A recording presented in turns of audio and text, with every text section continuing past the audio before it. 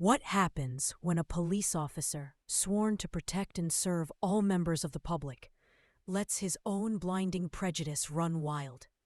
This isn't just a hypothetical question or a simple case of a single officer having a bad day. It's about a deeper, more corrosive issue that plagues communities across the nation.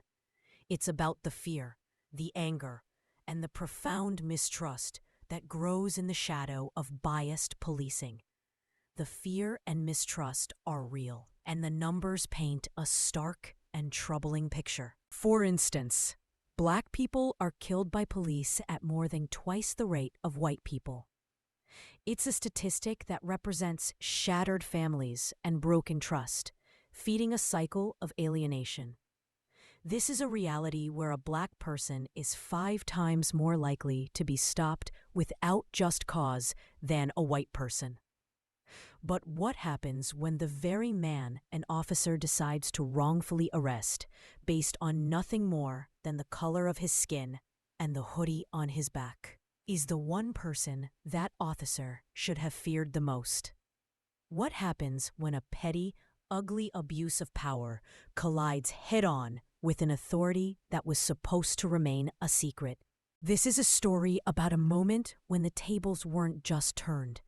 They were flipped over with the full and unstoppable force of justice. The city of Oakwood had a problem, and it was a problem that had been festering for decades. The relationship between its police force and the community it served wasn't just strained. It was a deep, infected wound. A history of controversial arrests, accusations of excessive force that went nowhere, and a general sense of unaccountability had carved a canyon of distrust right through the heart of the city. Finally, after years of community organizing, protests, and increasingly loud calls for radical reform, the city council took a drastic step. They decided to bring in an outsider, a new police chief named Marcus Thorne. Thorne wasn't just another cop climbing the ladder. He was a reformer, a man with a national reputation for his unwavering dedication to constitutional policing and community engagement. His previous tenure in a similarly troubled city saw a dramatic decrease in civilian complaints and a marked improvement in police-community relations.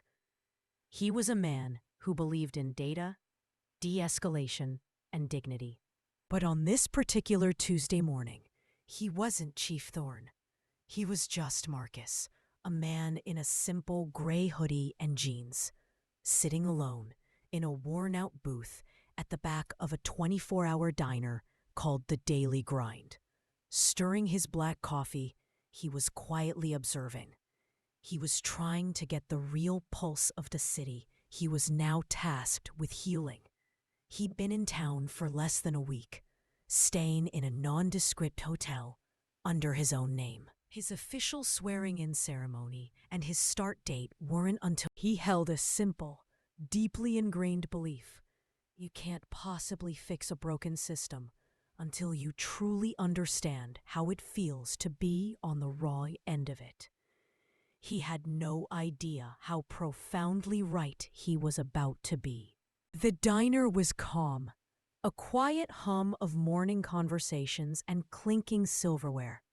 The waitress, a kind-faced woman in her 50s named Brenda, had refilled his coffee twice, treating him with the same simple courtesy she showed everyone. Marcus was thinking about the monumental challenge ahead.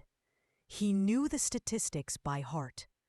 Around 87% of Black adults say they are treated less fairly by the criminal justice system than whites. And a staggering 84% believe that in their interactions with police, Black people are treated with less fairness. He was in Oakwood to change that narrative, to begin the long, arduous process of rebuilding the bridge of trust that had been systematically burned down long ago. The bell on the diner door jingled, a cheerful sound that was immediately undercut by the presence of the 2 uniformed officers who stepped inside. The first was Officer Miller, a man in his late 40s with a face hardened by cynicism and a reputation that preceded him. A reputation for arrogance and a quick temper. Trailing a step behind him was a rookie, Officer Davis, a young man who still carried the unmistakable idealism of a new recruit in his posture. Miller's eyes did a slow, predatory scan of the room, dismissing the other patrons before locking onto the man sitting alone in the back booth. He saw the hoodie. He saw a black man. And in the dark, cramped filing cabinet of his mind, his brain leaped to a single, foregone conclusion. Suspect. He nudged his young partner. "There's our guy," he muttered, his voice a low growl of certainty. The guy they were supposedly looking for was wanted in connection to a minor shoplifting incident reported from a convenience store a few blocks away.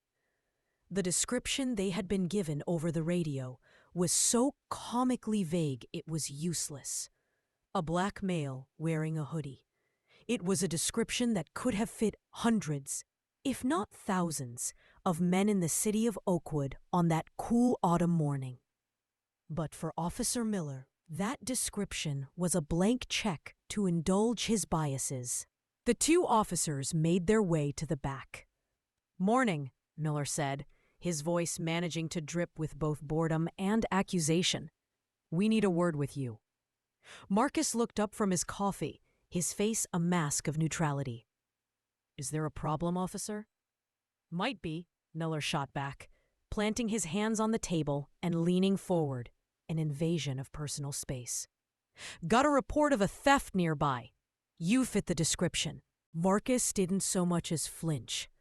"I've been right here for the last hour, officer. The waitress, Brenda, can confirm that for you, but I'm happy to answer any questions you have."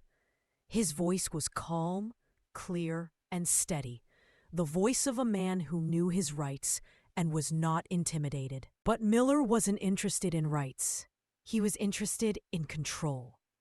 He interpreted Marcus's composure not as a sign of innocence, but as a challenge to his authority. "A little calm for a guy who's been out boosting merchandise, aren't you? Let's see some ID." Marcus slowly and deliberately reached into his back pocket and took out his wallet, retrieving his driver's license. Miller snatched it from his hand and gave it a cursory glance. Marcus Thorne. "So, what are you doing in this part of town, Marcus?"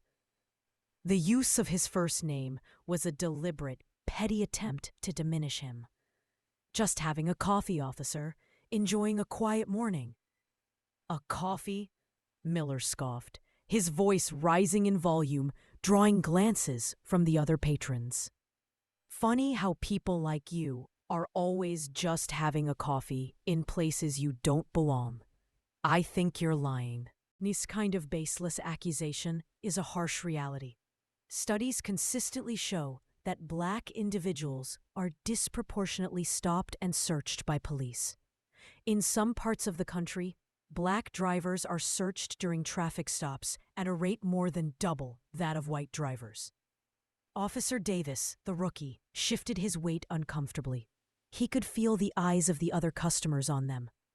This wasn't how he had envisioned policing. He opened his mouth to suggest they check with the waitress, but a single sharp look from Miller silenced him completely. The older officer was on a power trip, and he was not about to be derailed by a rookie or by the facts. Marcus looked Miller straight in the eye, his outward calm now hardening into something that looked like solid steel. "Officer, I can assure you, I am not the person you're looking for. I am a law-abiding citizen sitting here in a public establishment." For a man like Miller, who was accustomed to wielding his authority to elicit fear and submission, this steadfast dignity was the ultimate offense. He expected nervousness, maybe some stammering. Some sign of guilt he could seize upon. Instead, he got unwavering self-possession, and he hated it. "That's it. You're coming with me," Mueller snapped, his frustration boiling over into a decisive, disastrous action. We'll sort this out down at the station. On what grounds? Marcus asked, his tone still perfectly even, though now laced with an icy edge. You have no probable cause. You have a vague description that could fit a significant portion of the city's male population. This is an illegal detention. Miller let out an ugly, barking laugh. My grounds are that I say so. That's all the grounds I need. Now stand up. Put your hands behind your back. He unclipped his handcuffs from his belt, the metallic click echoing through the now silent diner. Brenda, the waitress, watched from behind the counter, her hand over her mouth. Other patrons were now discreetly filming with their phones. As the cold, unforgiving metal of the handcuffs touched his wrist, Marcus spoke, his voice low but carrying an undeniable weight of finality. Officer, I am going to strongly advise you to reconsider what you are doing. For the sake of your own career and for the future of your position in this department, stop. You are making a grave and irreversible mistake. It was a clear, final warning, an off-ramp on the road to ruin. But Miller, blinded by his own prejudice and intoxicated by the power he wielded, was incapable of hearing it. He just heard the desperate, last-ditch plea of a common criminal caught in his net. Oh, I'm making a mistake? Miller sneered, ratcheting the first cuff shut with a satisfying click. The only mistake here was you deciding to get smart with me. He yanked Marcus roughly from the booth, his movements unnecessarily aggressive, and began to parade him toward the front door, a triumphant hunter showing off his prize. The other customers watched in stunned, uncomfortable silence. For that one terrifying moment, Marcus Thorne wasn't a police chief. He was just another face in a system where accountability is shockingly rare. In the real world, since 2005, only a handful of law enforcement officers have been convicted of murder for an on-duty incident, demonstrating how seldom true justice is served in these cases. Just as Officer Miller shoved Marcus out the diner door and onto the sunlit sidewalk, the entire world seemed to hit the brakes. Two immaculate black sedans screeched to a halt at the curb, their tires protesting loudly against the asphalt. The doors flew open and three figures in sharp, dark suits jumped out. A man Marcus recognized as Deputy Chief Peterson, the city manager, and a senior detective from Major Crimes. They weren't walking, they were sprinting. Their faces masks of pure, unadulterated panic. They had been trying to reach Thorne for his morning check-in call, and after multiple failed attempts, had tracked his phone's location directly to the diner. The Deputy Chief, Peterson, was a veteran cop who had seen it all. But the sight of Marcus, the man he was supposed to meet for a formal introduction in just a few days, being manhandled in handcuffs by one of his own officers, made his blood run cold. His eyes went wide with a unique brand of horror only a high-ranking officer can feel when witnessing a career-ending catastrophe in real time. Miller, what in God's name do you think you're doing? Peterson's voice boomed across the sidewalk, a thunderclap of fury. Get your hands off him! Uncuff him this instant! Miller froze, his hand still on Marcus's arm, his face a perfect picture of bewilderment. He looked from his fuming bosses to the man in the hoodie, his brain utterly failing to connect the dots. But sir, he stammered, his bravado evaporating like mist. This man's a suspect. He was uncooperative. Fits the description. The city manager, a man not known for his patience, stepped forward until he was inches from Miller's face, his own face turning a dangerous shade of red. Officer, he hissed, that man is not a suspect. That man is your new boss. You just arrested the new chief of police. The words hung in the air, thick and heavy. Miller's face went through a rapid, devastating series of transformations. From confusion to shock, from shock to a pasty, sickly white, from white to the ashen gray of pure terror. His swagger didn't just vanish, it was annihilated, replaced by a tremor that started in his hands and quickly shook his entire body. Deputy Chief Peterson, meanwhile, fumbled with the handcuff key, personally unlocking the restraints from Marcus's wrists, whispering a frantic stream of apologies. Marcus simply rubbed his wrists, his face an unreadable, stony mask. He took a moment to straighten his gray hoodie, then turned his full, undivided attention to the trembling Officer Miller. The calm observer was gone. In his place stood an authority so absolute, so chillingly potent, that it made the armed and uniformed officer look like a small, terrified child. "Officer Miller," Marcus began, his voice quiet but sharp enough to cut glass. "You had a choice this morning. You could have been a police officer. You could have served your community. Instead, you chose to be a bully." He took a single step closer, and Miller flinched. "You saw a black man, and your mind manufactured a criminal. You didn't see a citizen. You didn't see a person. And you most certainly didn't see your commanding officer." "That prejudice," Marcus said, his voice dropping even lower, "is a cancer, and it has no place in my department. You are a disgrace to the badge you wear."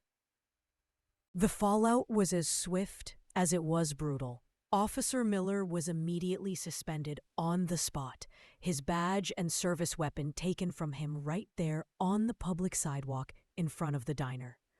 The subsequent internal investigation was the fastest in Oakwood PD history, with the clear and damning testimony from his own rookie partner, Officer Davis, who recounted every detail of Miller's aggressive and biased behavior. Along with statements from Brenda the waitress and other patrons, Miller was summarily fired from the Oakwood Police Department. The official grounds were gross misconduct, illegal detention, and a blatant violation of a citizen's civil rights.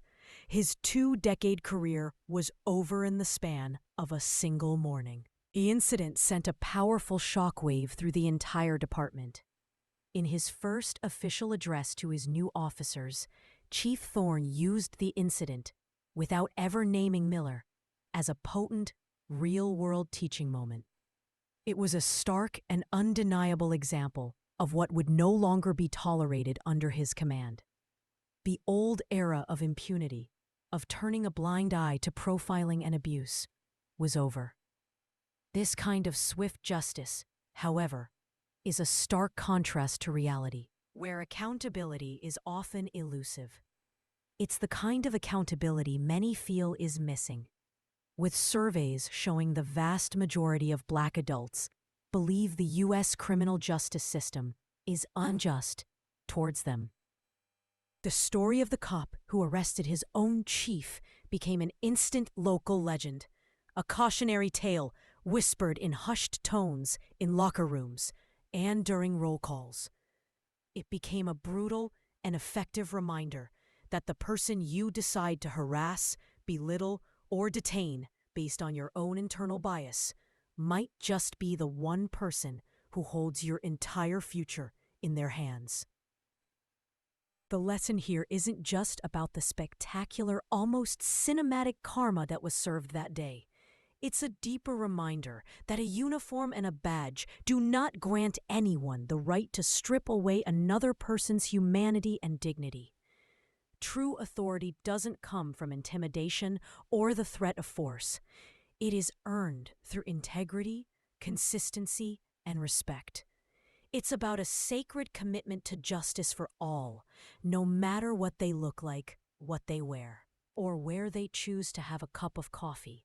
And it shows in the most dramatic way possible how a quiet Tuesday morning in a humble diner can suddenly become an unforgettable lesson where justice, for once, is finally served. If this story of instant justice and the reversal of power resonated with you, make sure to subscribe to the channel and ring that notification bell for more stories that matter.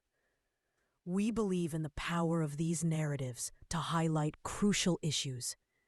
Please let us know in the comments below what you think of Chief Thorne's undercover approach and Officer Miller's ultimate fate. Thanks for watching.